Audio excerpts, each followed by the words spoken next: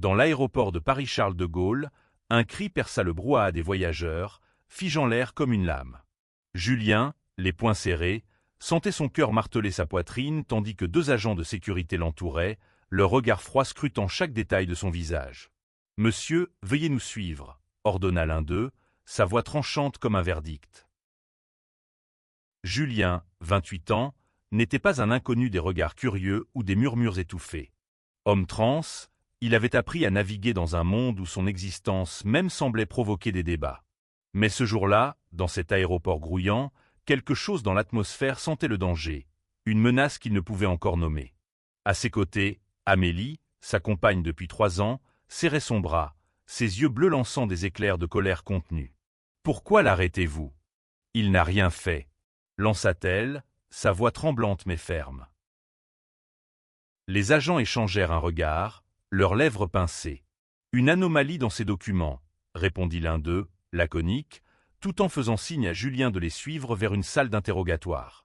Les voyageurs autour s'arrêtaient, certains chuchotaient, d'autres prenaient des photos discrètes avec leur téléphone.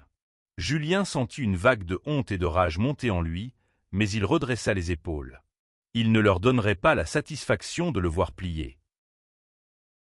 Dans la petite salle aux murs gris, l'air était lourd, saturé d'une tension presque palpable. Julien s'assit, ses mains posées à plat sur la table métallique, tandis qu'Amélie restait debout, refusant de s'asseoir comme pour défier l'autorité des lieux. L'agent en chef, un homme d'une 40aine d'années au visage marqué par des années de routine, feuilletait le passeport de Julien avec une lenteur exaspérante. « Votre nom légal ne correspond pas à votre apparence, » dit-il enfin, ses yeux plissés. « Et il y a une alerte sur votre dossier. » Julien sentit un frisson glacé courir le long de sa colonne vertébrale. Une alerte ? Il n'avait jamais eu de problème avec la justice, jamais enfreint la moindre loi. « C'est une erreur, » répondit-il, sa voix calme mais ferme. « Je suis en transition depuis des années. Mon passeport est en cours de mise à jour. » L'agent haussa un sourcil, peu convaincu. « Nous devons vérifier. Et il y a autre chose. » Il fit une pause, son regard se posant sur le sac de Julien, posé sur le sol. « Nous devons fouiller vos affaires. » Amélie s'avança, son visage rouge de colère. « Vous n'avez aucun droit de faire ça sans raison valable. C'est du harcèlement. » Mais l'agent l'ignora, faisant signe à un collègue d'ouvrir le sac. Julien sentit son estomac se nouer. Il n'avait rien à cacher, mais l'idée que des étrangers fouillent dans ses affaires personnelles, dans sa vie, le rendait malade. Alors que l'agent sortait un petit carnet noir du sac, un silence pesant s'installa. Il l'ouvrit, ses yeux s'écarquillant légèrement. « Qu'est-ce que c'est » demanda-t-il, sa voix teintée d'une curiosité nouvelle. Julien fronça les sourcils, perplexe. Ce carnet, il ne s'en souvenait pas. Il ne lui appartenait pas. Julien et Amélie s'étaient rencontrés dans un café du Marais, un soir d'automne où la pluie tambourinait sur les vitres. Julien, alors en pleine transition, portait encore les stigmates d'une vie passée à se conformer à un genre qui n'était pas le sien. Amélie, rédactrice pour un magazine culturel, avait été attirée par son sourire timide et son humour mordant. Leur premier rendez-vous avait duré jusqu'à l'aube, entre discussions passionnées sur l'art, l'identité et la liberté. Depuis, ils étaient devenus inséparables, affrontant ensemble les regards désapprobateurs, les commentaires malveillants et les obstacles administratifs qui jalonnaient la vie de Julien. Mais ce jour-là, à l'aéroport, leur complicité était mise à rude épreuve. Le carnet noir, avec ses pages remplies d'une écriture serrée et illisible, semblait être la clé d'un mystère qu'aucun d'eux n'avait anticipé. L'agent le tendit à un collègue, qui disparut dans une pièce adjacente. Julien échangea un regard avec Amélie, cherchant du réconfort dans ses yeux. Elle lui serra la main, un geste simple mais chargé de promesses. Ils affronteraient cela ensemble. Quelques minutes plus tard, l'agent revint, son visage plus grave encore. « Monsieur, ce carnet contient des informations sensibles. Nous devons vous retenir pour un interrogatoire plus approfondi. » Julien sentit son monde vaciller. Sensible ? Quelles informations ? Et comment ce carnet s'était-il retrouvé dans son sac ? Alors que les agents l'escortaient vers une autre salle, Julien repensa à la semaine précédente. Ils avaient préparé ce voyage à Lisbonne avec soin, un cadeau qu'Amélie lui avait offert pour son anniversaire. Rien n'indiquait qu'un tel cauchemar les attendait. Pourtant, quelque chose dans ce carnet allait bouleverser non seulement leur voyage, mais aussi leur vie entière. Julien sentit l'air de la salle d'interrogatoire devenir plus oppressant, comme si les murs se resserraient autour de lui. Assis sur une chaise inconfortable, il fixait le carnet noir posé sur la table, cet objet étranger qui semblait détenir le pouvoir de dérailler sa vie. Amélie, à ses côtés, serrait les dents, son regard passant des agents à Julien, comme pour chercher une réponse qu'aucun d'eux n'avait. L'agent en chef, un certain monsieur Dubois, ajusta ses lunettes et ouvrit le carnet à une page marquée d'un signet. « Monsieur Lefebvre », dit-il, utilisant le nom légal de Julien, celui qui n'avait pas encore été changé sur ses documents. « Savez-vous ce que contient ce carnet ?» Julien secoua la tête, sa gorge sèche. « Je ne l'ai jamais vu avant aujourd'hui. Ce n'est pas à moi. » Dubois haussa un sourcil, son expression oscillant entre scepticisme et curiosité. « Intéressant.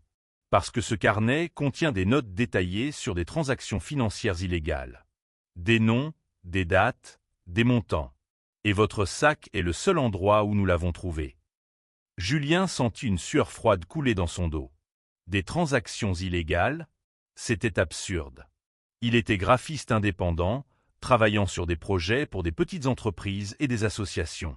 Son monde était fait de couleurs, de polices d'écriture, de délais serrés, pas de complot financier. « C'est une erreur », répéta-t-il, sa voix plus faible qu'il ne l'aurait voulu. « Quelqu'un a dû mettre ce carnet dans mon sac. » Amélie bondit de sa chaise. « C'est ridicule.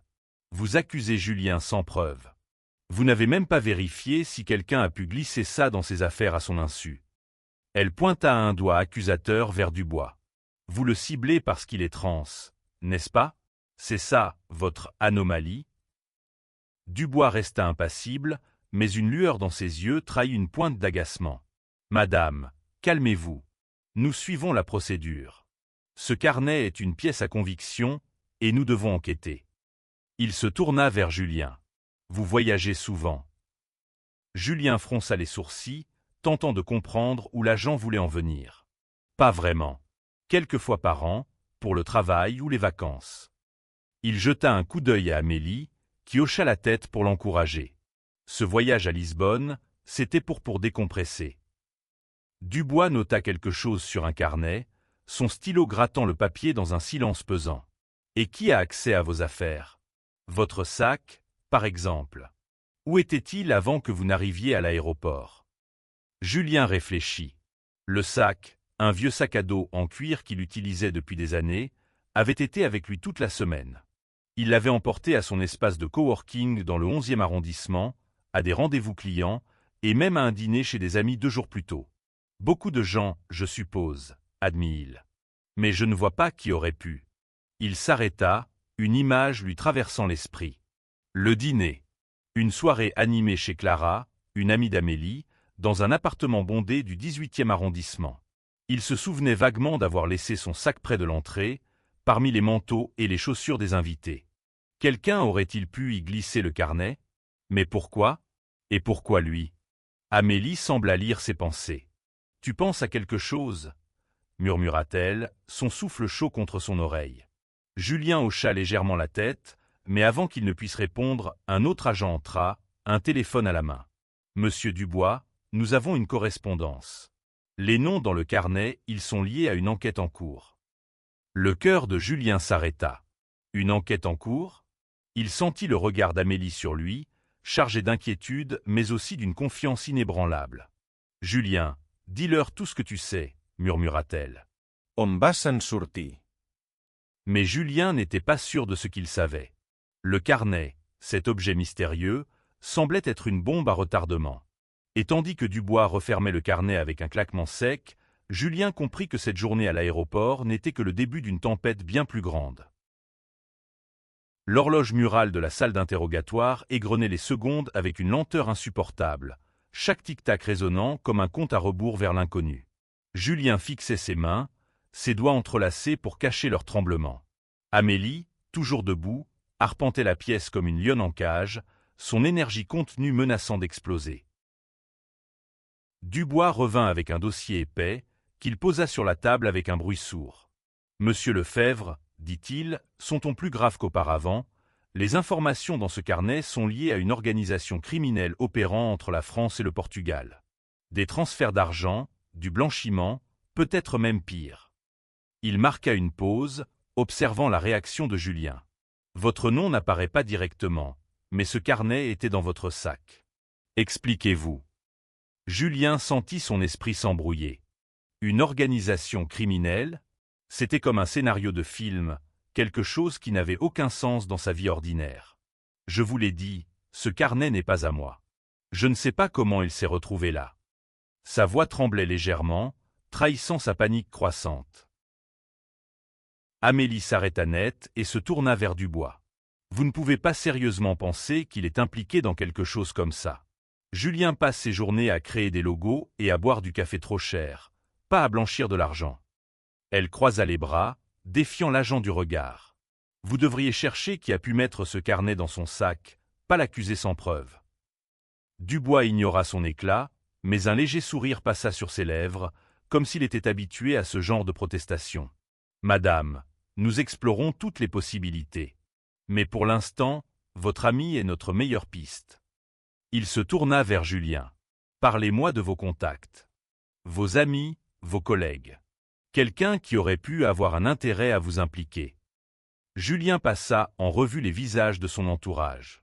Ses collègues du coworking étaient des créatifs inoffensifs, des illustrateurs et des rédacteurs freelance. Ses amis proches, comme Clara, étaient des gens qu'il connaissait depuis des années. Mais il y avait ce dîner, il repensa à la foule, au visage moins familier. Un homme, en particulier, lui revint en mémoire. Grand, la trentaine, avec des lunettes à monture épaisse et une attitude étrangement distante. Il s'était présenté comme un ami de Clara, mais Julien ne l'avait jamais vu avant. Était-ce lui? Il y avait un dîner, commença Julien, hésitant. Chez une amie, Clara, il y a 2 jours. Beaucoup de gens étaient là. Mon sac était près de l'entrée. Quelqu'un aurait pu, il s'arrêta, conscient que son histoire semblait fragile, presque désespérée. Dubois nota quelque chose. Clara qui? Donnez-moi son nom complet et son adresse. Julien obtempéra, bien que chaque mot lui coûtait. Trahir la confiance d'une amie, même indirectement, le rendait malade. Mais il n'avait pas le choix. Alors que l'interrogatoire se poursuivait, un autre agent entra, murmurant quelque chose à l'oreille de Dubois. Celui-ci hocha la tête et se leva. « Restez ici, dit-il avant de sortir, emportant le carnet avec lui. » Julien et Amélie échangèrent un regard. « Qu'est-ce qui se passe » murmura-t-elle. « Je ne sais pas, » répondit Julien, sa voix à peine audible. « Mais je n'aime pas ça. » Quelques minutes plus tard, Dubois revint, accompagné d'une femme en tailleur sombre. Elle se présenta comme inspectrice Claire Moreau, de la brigade financière. « Monsieur Lefebvre, dit-elle, son ton plus doux mais tout aussi autoritaire, nous devons parler de ce carnet. Et de votre lien potentiel avec une certaine Camille Laurent. » Julien cligna des yeux, perplexe. « Camille Laurent? Je ne connais personne de ce nom. » Mais le regard de Moreau, perçant et calculateur, lui donna l'impression qu'elle savait quelque chose qu'il ignorait. Et cette ignorance, il le sentait, allait lui coûter cher. L'inspectrice Claire Moreau s'assit en face de Julien, son regard scrutant chaque détail de son visage, comme si elle cherchait une vérité cachée dans ses traits. Julien sentit une pression croissante, comme si le poids du carnet noir reposait directement sur ses épaules. Amélie, à bout de nerfs, s'appuya contre le mur, ses yeux lançant des éclairs à l'inspectrice. « Camille Laurent, » répéta Moreau, sa voix posée mais tranchante. « Ce nom ne vous dit rien? Pourtant, plusieurs pages de ce carnet mentionnent des rendez-vous avec une personne portant vos initiales, JL.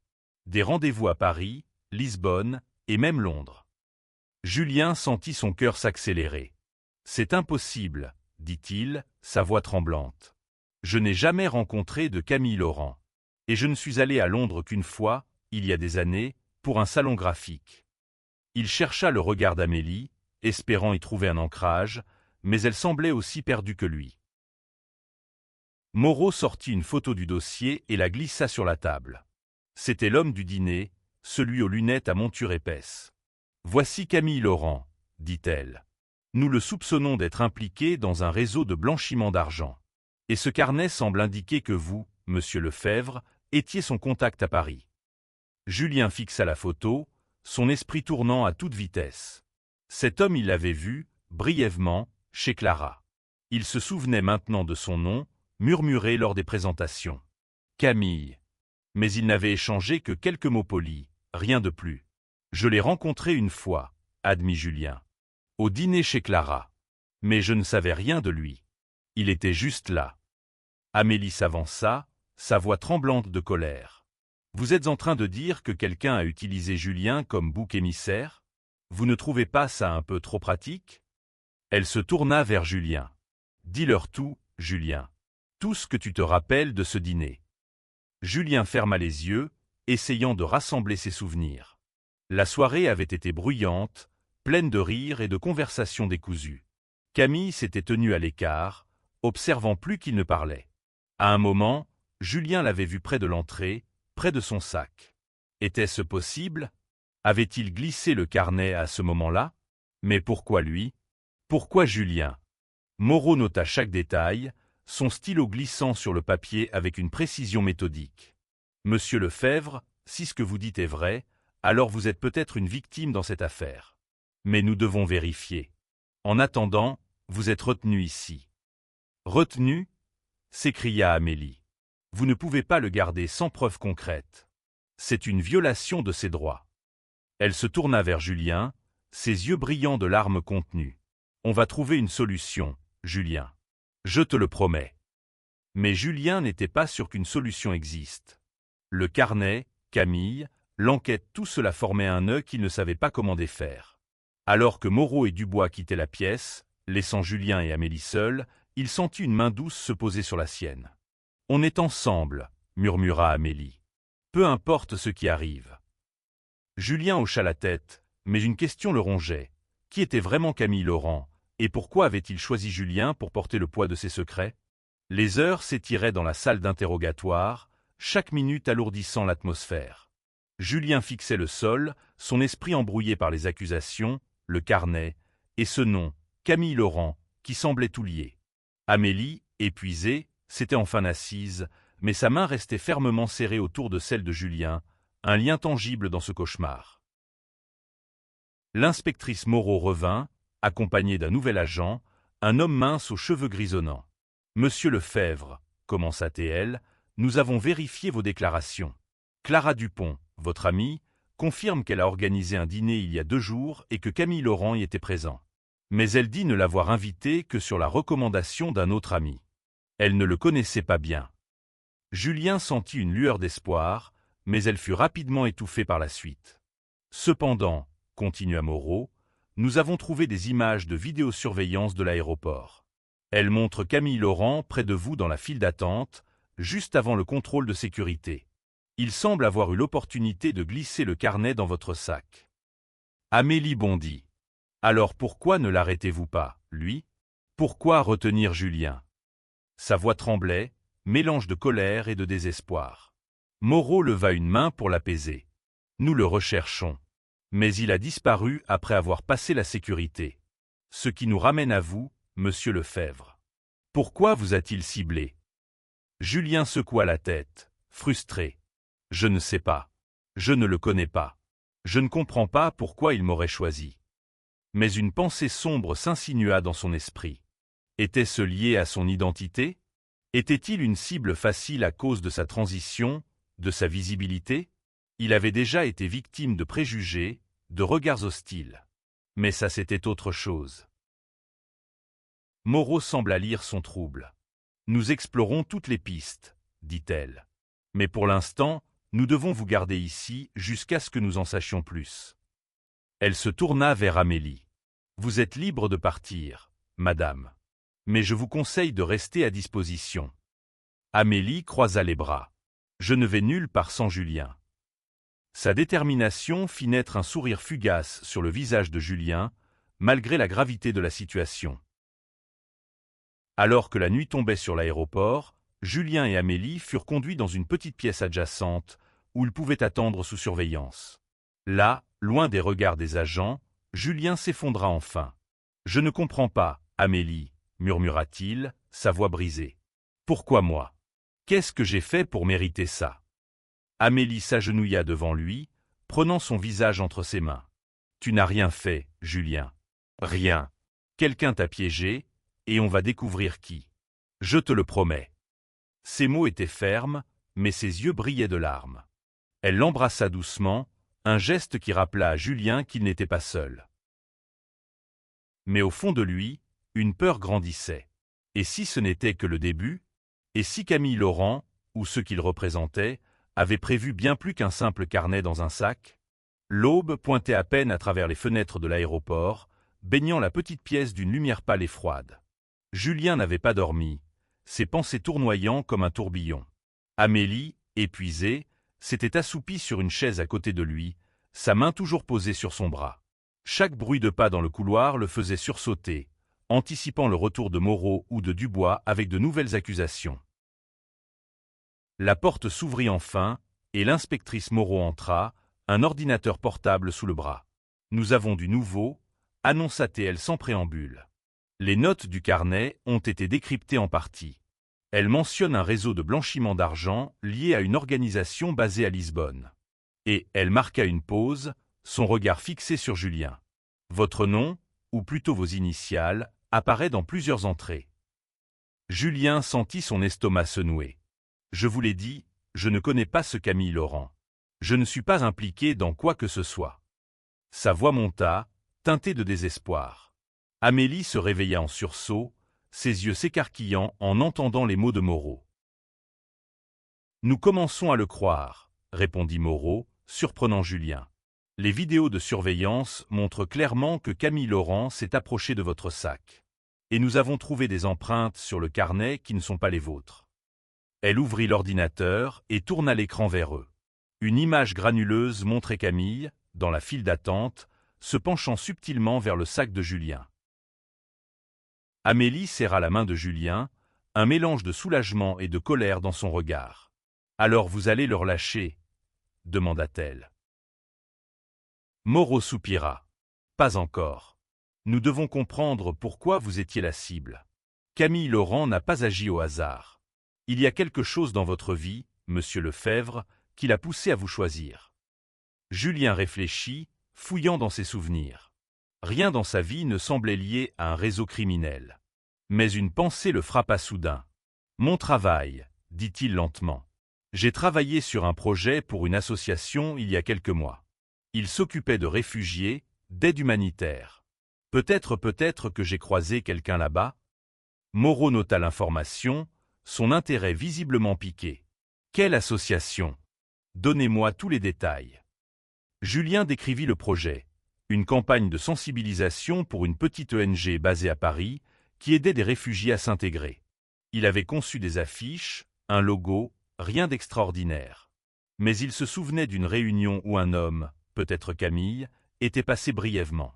Était-ce possible? Moreau hocha la tête. « Nous allons enquêter. En attendant, vous restez ici. Mais je vous promets que nous faisons tout pour éclaircir cette affaire. » Alors que l'inspectrice quittait la pièce, Julien sentit un mélange d'espoir et de frustration. Pour la première fois, il semblait qu'on le croyait. Mais il était toujours prisonnier, et le mystère autour de Camille Laurent s'épaississait. Qui était cet homme, et quel était son véritable but? Le jour suivant, la fatigue pesait lourdement sur Julien et Amélie. L'aéroport, avec son agitation constante, semblait être un monde à part, un lieu où le temps s'était arrêté pour eux. Julien avait passé la nuit à ressasser chaque détail de sa vie, cherchant un indice, une connexion, quelque chose qui expliquerait pourquoi il avait été ciblé. L'inspectrice Moreau revint en fin de matinée, accompagnée d'un homme en costume sombre, qui se présenta comme un agent d'Interpol. « Monsieur Lefebvre, » dit-il, sa voix grave et mesurée, « nous avons identifié Camille Laurent. Il est connu sous plusieurs alias et est recherché pour des activités liées au blanchiment d'argent et au trafic d'informations sensibles. » Julien sentit un frisson le parcourir. « Et pourquoi moi ?» demanda-t-il, sa voix rauque. L'agent d'Interpol échangea un regard avec Moreau avant de répondre. « Nous pensons que vous avez été choisi parce que vous étiez une cible facile. Votre identité, votre transition, font de vous quelqu'un que les autorités pourraient scruter davantage. Camille Laurent a exploité cela pour détourner l'attention de lui. Amélie serra les poings, sa colère débordant.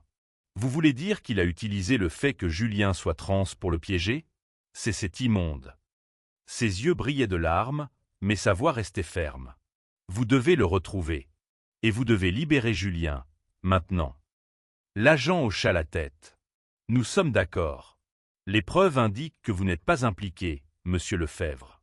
Vous êtes libre de partir, mais nous vous demandons de rester à Paris pour d'éventuelles questions supplémentaires. Julien sentit un poids s'envoler de ses épaules, mais la colère et la honte persistaient. Il avait été utilisé, ciblé à cause de qui il était. Amélie l'enlaça, son étreinte chaude et rassurante. « On est libre, » murmura-t-elle. « On va rentrer à la maison. » Mais alors qu'il quittait l'aéroport, Julien ne pouvait s'empêcher de penser à Camille Laurent, toujours en fuite, et au carnet qui avait bouleversé leur vie. Il savait que cette histoire n'était pas terminée. De retour dans leur petit appartement du Marais, Julien et Amélie tentaient de reprendre leur souffle. Les jours suivants furent marqués par un mélange de soulagement et d'angoisse. Julien ne pouvait s'empêcher de regarder par-dessus son épaule, craignant que Camille Laurent ou un autre danger ne ressurgisse.